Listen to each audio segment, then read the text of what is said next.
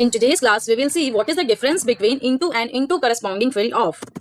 Into and into corresponding field of. आज हम देखेंगे कि into और into corresponding field में क्या फर्क है. तो सबसे पहले हम यहाँ पे क्या करेंगे, डिक्लेयर स्ट्रक्चर. ओके, तो हम यहाँ पे सबसे पहले क्या करेंगे कि स्ट्रक्चर डिक्लेयर करेंगे. Begin of st1, end of st1.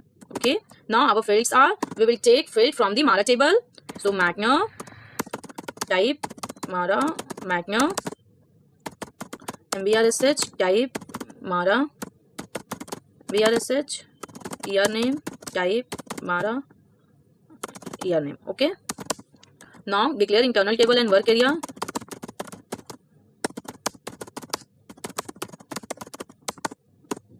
Data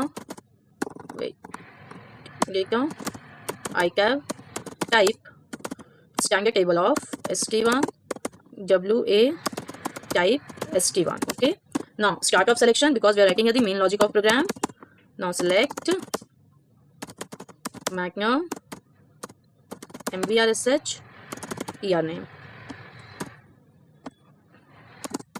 from Mara into table ICAV. Okay, we will fetch only to record up to 2 rows. Now loop at ICAV into WA and loop. Write WA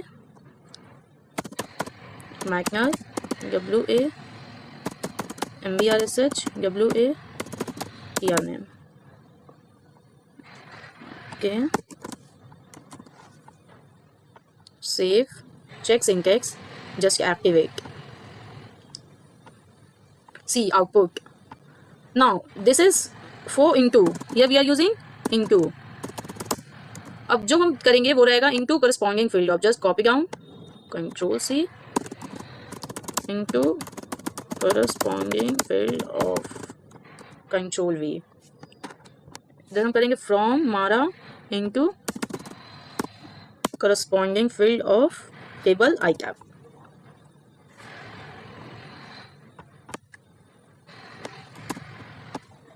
Save, check syntax, activate your program, do effect, see output. देखिए into और into corresponding field में क्या फर्क है. Output दोनों से आ रहा है, बिल्कुल सेम है हमारा आउटपुट. डिफरेंस बस इतना है, डिफरेंस into जो है वो डेटाबेस टेबल से जो हमारे फील्ड को फेच करता है, तो उसकी जो ऑर्डरिंग है वो बिल्कुल सेम होनी चाहिए. जैसे कि एग्जांपल यहाँ पे हम क्या कर रहे हैं, मारा टेबल से मैग्नर MBRSH ईयर नेम उठा रहे हैं.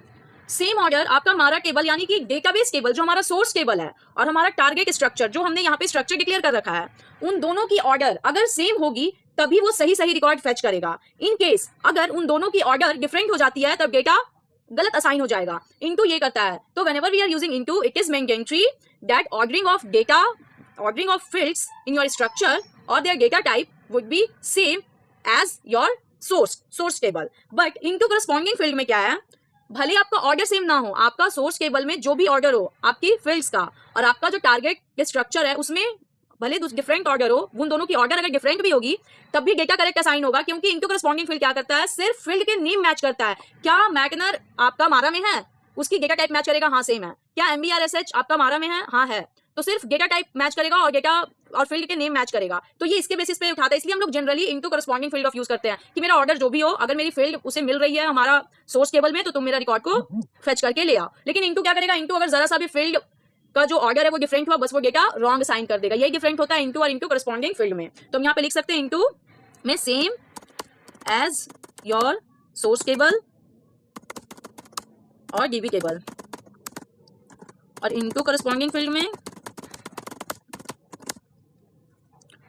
only it will match the name of your field and their data type.